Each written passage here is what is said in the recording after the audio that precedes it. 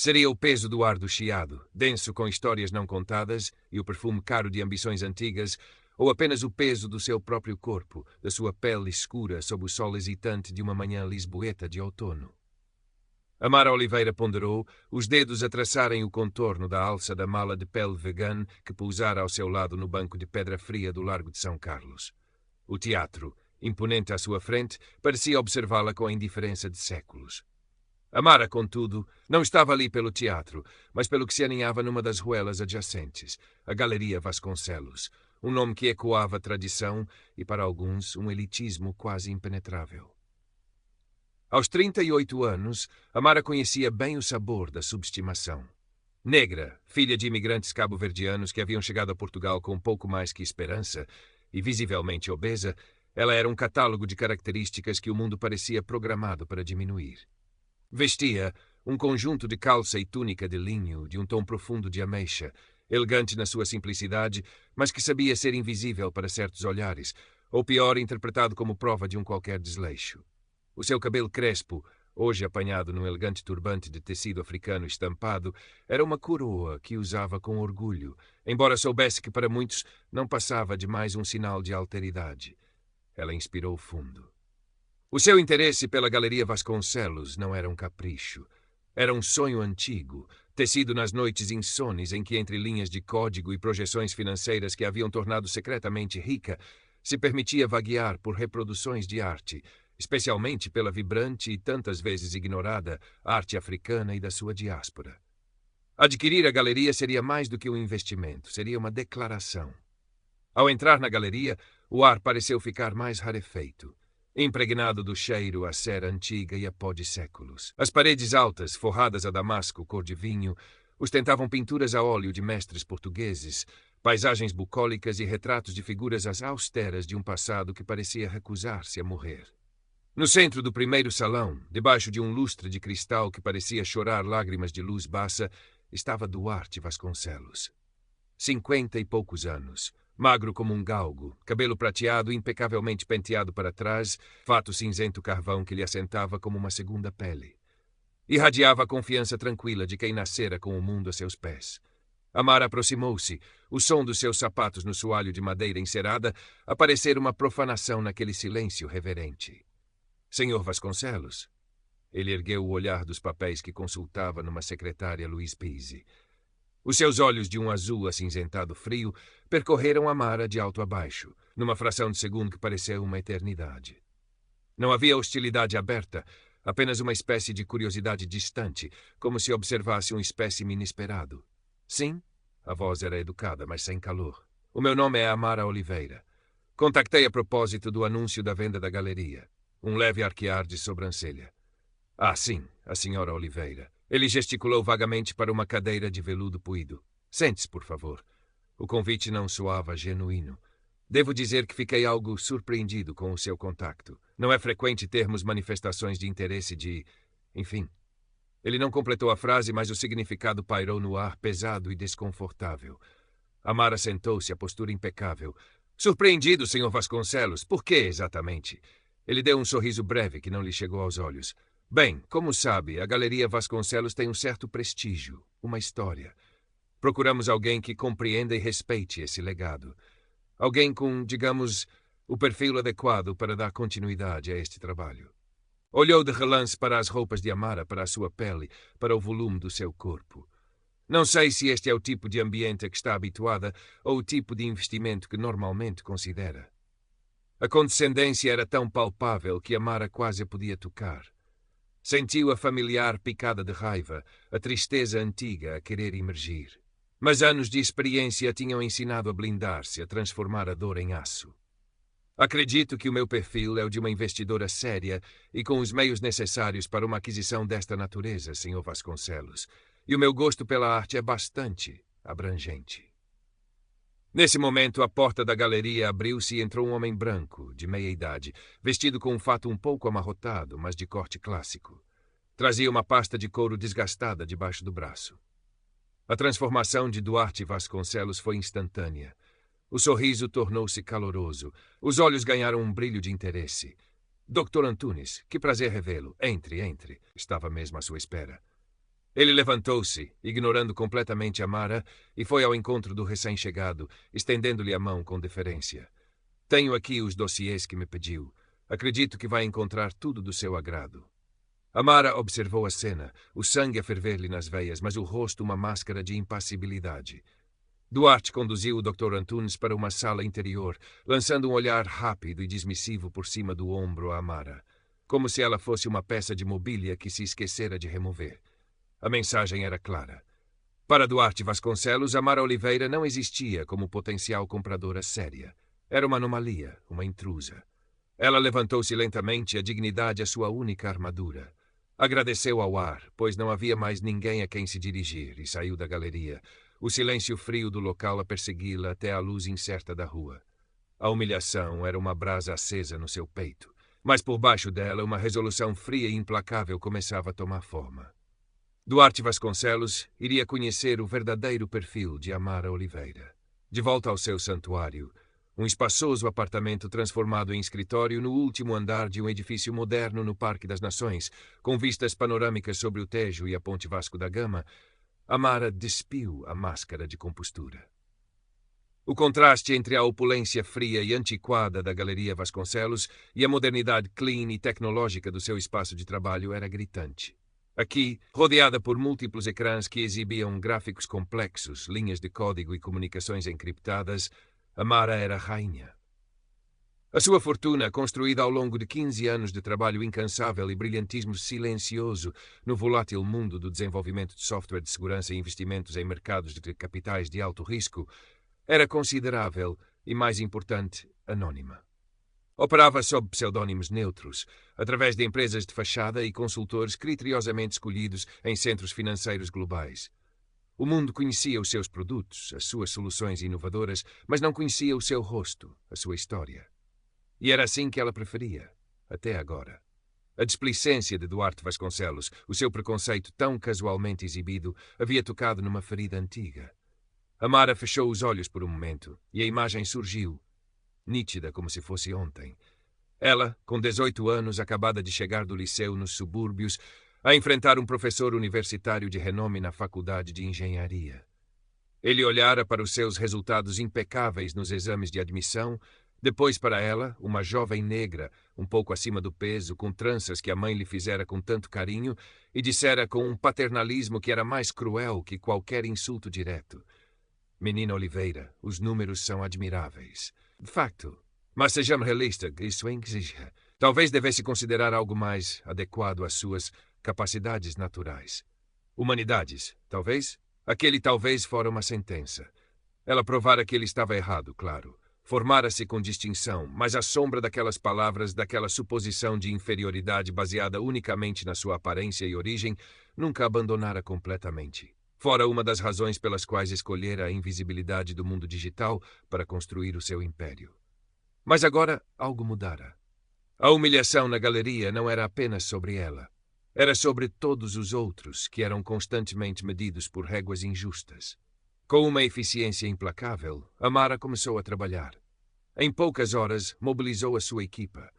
David Levinson, o seu principal consultor financeiro em Nova York, um homem cínico, mas brilhante, que só se importava com resultados e nunca fizera uma única pergunta sobre a vida pessoal de Amara, recebeu um telefonema às 3 da manhã, hora local. David, preciso de um levantamento completo da situação financeira da Galeria Vasconcelos, em Lisboa. Balanços, dívidas, credores, tudo. E quero-o discreto e rápido. Sarah Chen, a sua advogada especialista em aquisições hostis em Londres, conhecida pela sua tenacidade e atenção obsessiva ao detalhe, foi a seguinte. Sarah prepara a estrutura para uma possível aquisição. Empresa de fachada, sede nas Ilhas Caimão, o habitual.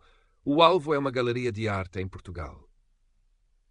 Enquanto as engrenagens do seu império global começavam a girar, Amara sentiu uma estranha calma invadi-la. A raiva inicial dera lugar a um foco gelado.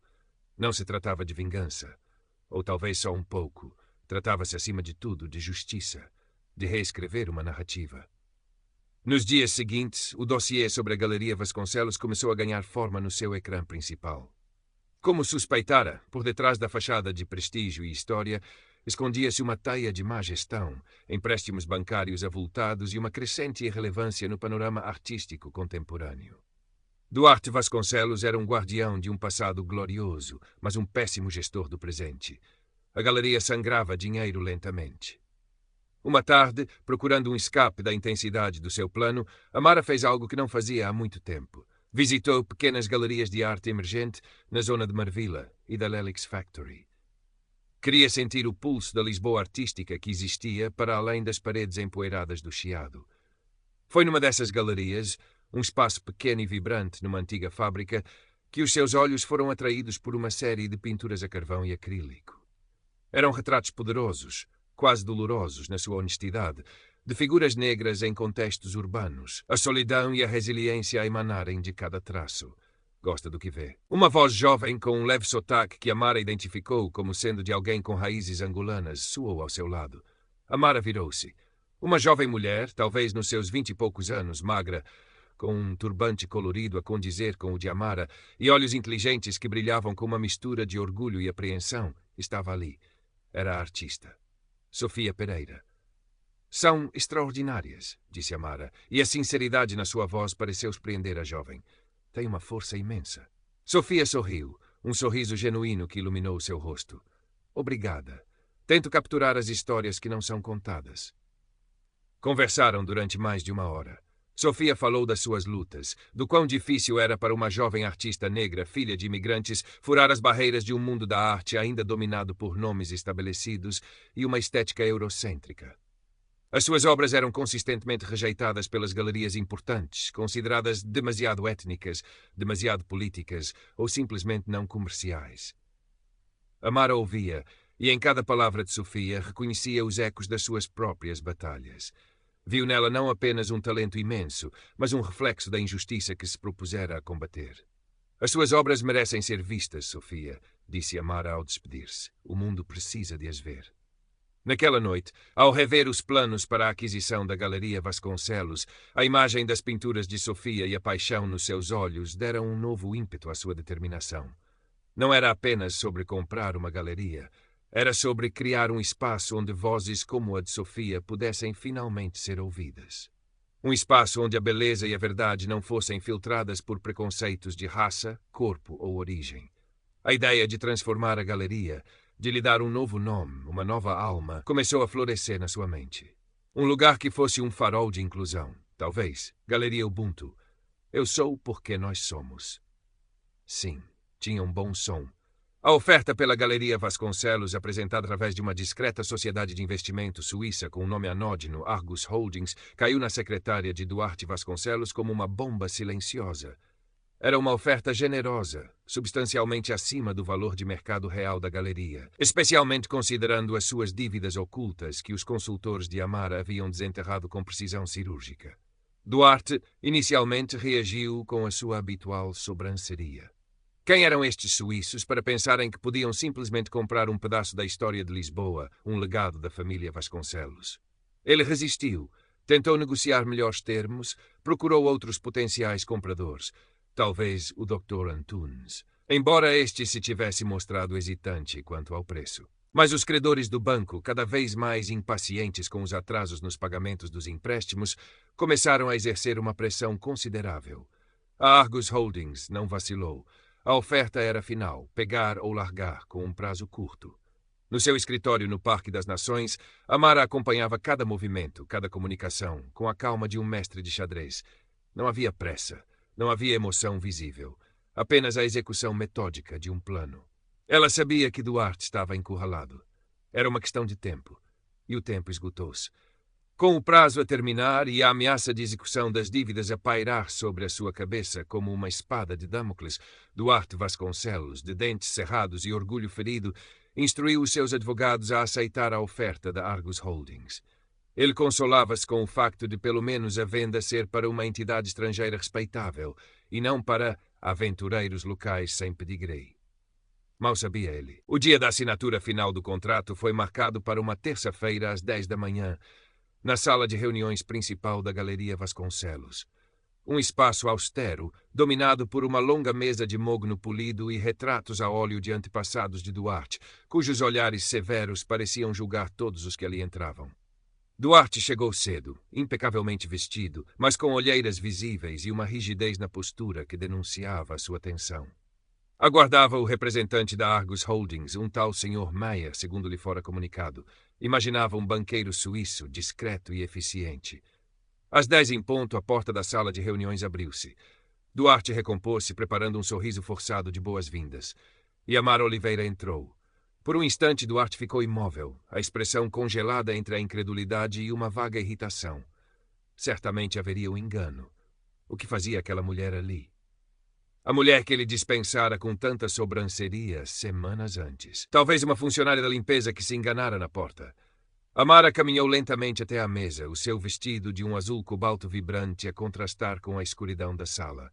Pousou a sua elegante pasta de documentos sobre o mogno polido. Um leve sorriso, quase imperceptível, brincou nos seus lábios. Bom dia, Sr. Vasconcelos, disse ela, voz calma e melodiosa, mas com um subentendido de aço. Acredito que estava à minha espera. Duarte gaguejou. Ah, a senhora? Mas o Sr. Meyer, da Argus Holdings. A Argus Holdings é uma das muitas entidades através das quais opero, esclareceu Amara, sentando-se na cadeira principal, a que sempre fora ocupada por Duarte. E eu sou Amara Oliveira, a única proprietária da Argus Holdings e, consequentemente, a nova proprietária da Galeria Vasconcelos. 2 advogados, um homem e uma mulher, que haviam entrado discretamente atrás de Amara, confirmaram as suas palavras, apresentando os documentos legais que atestavam a transação. Um deles abriu um computador portátil e no ecrã surgiu por videoconferência o rosto familiar de Sarah Chen de Londres, que cumprimentou formalmente Duarte e confirmou todos os detalhes legais. O rosto de Duarte passou por uma sucessão de cores, do branco pálido ao vermelho da fúria contida.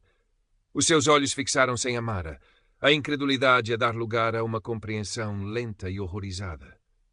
Aquela mulher negra, obesa, que ele havia tratado como uma nulidade, era ela quem o derrotara, quem lhe arrancara o legado da família. Isto é um ultraje, uma farsa. Conseguiu ele finalmente articular, a voz a tremer. Não pode ser, recuso-me a... Receio que não tenha grande escolha, Sr. Vasconcelos, interrompeu Amara, o tom ainda suave, mas implacável. O contrato foi assinado pelos seus advogados, a transferência de fundos foi verificada. A galeria já não lhe pertence. Ela fez uma pausa, deixando as palavras assentarem.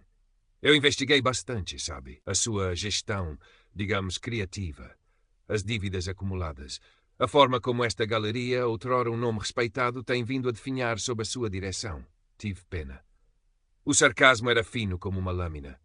E lembro-me perfeitamente da nossa conversa anterior, continuou Amara, os seus olhos encontrando os dele sem vacilar, sobre o perfil adequado, sobre o tipo de ambiente a que eu não estaria habituada. Pois bem, Sr. Vasconcelos, prepare-se para ver um perfil muito diferente a gerir este espaço, e um ambiente que, suspeito, o senhor também não reconhecerá. Duarte abriu a boca para protestar, para insultar, mas as palavras morreram-lhe na garganta. Estava derrotado, humilhado de uma forma que nunca imaginara ser possível. Os retratos dos seus antepassados pareciam olhá-lo com uma acusação silenciosa. Ele, o último dos Vasconcelos a dirigir a galeria, tinha perdido para ela. Os documentos para a sua assinatura final estão aqui, disse Amara, empurrando uma pequena pilha de papéis na sua direção. Depois disso, o senhor está dispensado. Os meus funcionários tomarão conta de tudo a partir de agora. Com as mãos a tremer, Duarte Vasconcelos assinou o seu nome pela última vez como proprietário da galeria. Cada traço da caneta era uma facada no seu orgulho. Quando terminou, levantou-se bruscamente, o rosto uma máscara de raiva e vergonha, e saiu da sala sem uma palavra, quase tropeçando nos próprios pés. Amara observou-o sair. Não havia triunfo no seu olhar, apenas a satisfação fria de um plano bem executado, de uma justiça adiada, mas finalmente alcançada. O verdadeiro trabalho, no entanto, estava apenas a começar. As semanas que se seguiram foram um turbilhão de atividade. A primeira decisão de Amara foi fechar temporariamente a Galeria Vasconcelos. Para espanto do meio artístico lisboeta, habituado à discrição e ao ritmo lento das instituições tradicionais, equipas de arquitetos e designers contratados por Amara invadiram o velho edifício do Chiado. Sob a sua supervisão direta, Amara revelou-se uma líder exigente, mas justa. Com uma visão clara do que pretendia, o espaço começou a ser radicalmente transformado. As paredes escuras, forradas a damasco, foram substituídas por superfícies brancas e luminosas. A iluminação pesada e sombria deu lugar a sistemas modernos e versáteis que realçavam a arte em vez de a oprimir. A disposição labiríntica dos salões foi repensada, criando um fluxo mais aberto e convidativo. Até o ar parecia mais leve, como se séculos de poeira e preconceito tivessem sido varridos para sempre. O nome também mudou. A pesada placa de latão com Galeria Vasconcelos foi removida e no seu lugar surgiu uma inscrição elegante e moderna: Galeria Ubuntu. A filosofia africana de interconexão e humanidade partilhada, eu sou porque nós somos, resumia perfeitamente a nova missão que Amara envisionara para aquele espaço. Enquanto a renovação física avançava, Amara dedicava-se a construir a alma da nova galeria. Contactou curadores de arte contemporânea conhecidos pela sua abordagem inovadora e inclusiva, tanto em Portugal como no estrangeiro. E, claro, contactou Sofia Pereira. O encontro aconteceu no estúdio improvisado de Sofia, num armazém partilhado em Marvila. Quando Amara lhe explicou os seus planos para a Galeria Ubuntu e a convidou para ser uma das artistas em destaque na exposição inaugural, Sofia ficou em silêncio por um longo momento, os olhos a brilhar com lágrimas contidas. Eu não sei o que dizer, gaguejou Sofia, a emoção a embargar-lhe a voz. Ninguém nunca me deu uma oportunidade assim. O seu talento merece esta oportunidade, Sofia, e muitas mais, respondeu Amara com um sorriso genuíno. A Galeria Ubuntu será um espaço para vozes como a sua, para histórias que precisam de ser contadas. A notícia da transformação e da nova direção da antiga Galeria Vasconcelos espalhou-se como fogo no mundo da arte. Houve ceticismo, claro. Alguns críticos conservadores e figuras estabelecidas do meio torceram o nariz à ousadia da nova proprietária, prevendo um fracasso retumbante. Duarte Vasconcelos, recluso e amargurado, recusava-se a fazer comentários, mas fontes próximas diziam que ele considerava tudo aquilo uma afronta pessoal e um desrespeito pela verdadeira arte. Amara ignorou o ruído. Estava demasiado ocupada a construir o futuro. A noite da reinauguração da Galeria Ubuntu foi um evento marcante na agenda cultural de Lisboa. Um público incrivelmente diverso lotava os salões, agora luminosos e arejados. Artistas, colecionadores, estudantes, ativistas, curiosos, pessoas de todas as cores, origens e estilos, misturavam-se, conversavam e admiravam as obras expostas. A exposição inaugural, intitulada Novos Horizontes, era uma celebração vibrante da diversidade. Ao lado das pinturas poderosas de Sofia Pereira, que ocupavam um lugar de destaque e atraíam olhares admirados, estavam esculturas de artistas moçambicanos, fotografias de criadores brasileiros, instalações de artistas portugueses de segunda geração a explorar questões de identidade e pertença. Era uma lufada de ar fresco, uma ruptura corajosa com o cânone tradicional.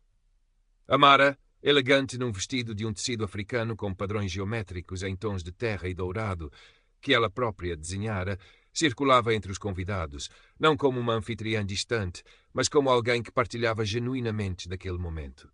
A sua presença, antes motivo de escárnio para alguns, era agora um símbolo de poder e mudança.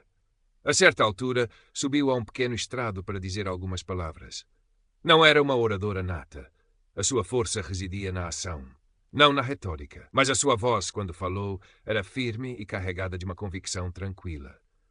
Boa noite a todos e bem-vindos à Galeria Ubuntu, começou ela, um leve sorriso nos lábios. Esta noite não celebramos apenas a reabertura de um espaço, mas o nascimento de uma ideia. A ideia de que a arte pertence a todos, de que a beleza e a verdade podem ser encontradas em muitas formas, em muitas vozes, em muitas experiências. Ela não mencionou Duarte Vasconcelos, nem o passado da galeria. O seu olhar estava firmemente posto no futuro. A Galeria Ubuntu, continuou, aspira a ser mais do que um lugar para ver arte. Queremos que seja um lugar de encontro, de diálogo, de descoberta. Um lugar onde artistas que foram durante demasiado tempo marginalizados possam encontrar uma plataforma e onde o público possa alargar os seus horizontes e conectar-se com narrativas que desafiam, inspiram e transformam. Terminou com uma simples citação do arcebispo Desmond Tutu sobre o significado de Ubuntu. Uma pessoa com Ubuntu está aberta e disponível para os outros, apoia os outros, não se sente ameaçada quando outros são capazes e bons, porque ele ou ela tem uma autoconfiança que vem do conhecimento de que pertence a algo maior. Um aplauso caloroso e prolongado encheu a galeria. Amara olhou para a multidão, para Sofia, que lhe sorria com os olhos brilhantes. Para os jovens artistas, cujas carreiras poderiam agora descolar. Para as muitas caras que refletiam a diversidade que ela tanto queria ver representada. Sentiu uma onda de emoção, uma sensação de dever cumprido, mas também a consciência de que aquela era apenas uma batalha ganha numa guerra muito maior contra o preconceito. Mais tarde, enquanto observava de um canto a alegria contagiante da festa, Amara viu, do outro lado da sala, um conhecido crítico de arte, um dos mais conservadores e influentes do país, a conversar animadamente com Sofia Pereira em frente a uma das suas pinturas. Mais tarde, enquanto observava de um canto a alegria contagiante da festa, Amara viu, do outro lado da sala, um conhecido crítico de arte, um dos mais conservadores e influentes do país, a conversar animadamente com o crítico, que dias antes escrevera um artigo veladamente cético sobre a aventura Ubuntu, parecia genuinamente interessado, a cabeça a anuir enquanto Sofia explicava a sua obra. Um pequeno sorriso, desta vez mais rasgado, iluminou o rosto de Amara.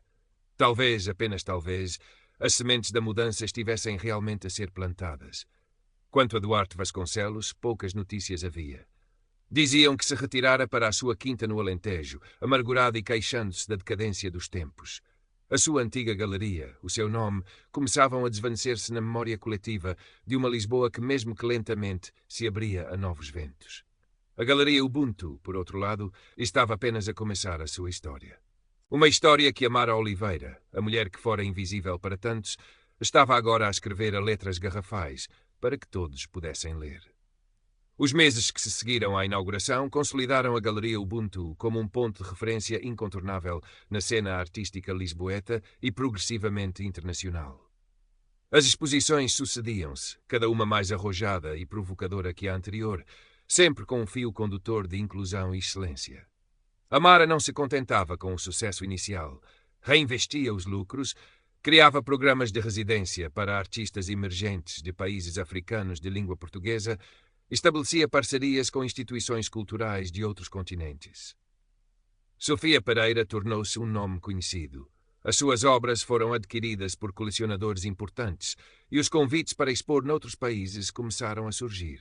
Numa entrevista a uma revista de arte internacional, quando questionada sobre o início da sua carreira, ela nunca se esquecia de mencionar Amara Oliveira e a Galeria Ubuntu.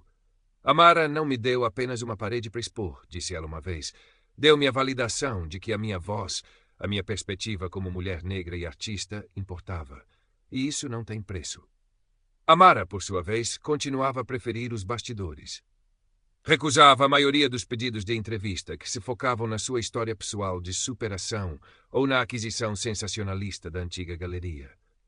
O foco deve estar nos artistas, na arte, repetia invariavelmente. No entanto, a sua presença discreta, mas poderosa, era sentida em todo o lado. Tornara-se uma mentora relutante, mas eficaz para muitos jovens artistas. A sua inteligência estratégica e a sua experiência no mundo dos negócios a revelarem-se tão valiosas quanto a sua visão artística. Houve desafios, claro. Nem toda a crítica se rendeu. Artigos ocasionais ainda destilavam um certo preconceito, questionando a qualidade ou a relevância universal de algumas das obras expostas, usando um jargão acadêmico para disfarçar o que Amara reconhecia como velhas resistências ao que era diferente. Mas estas vozes dissonantes eram cada vez mais abafadas pelo coro de aclamação e pelo sucesso comercial e de público da galeria.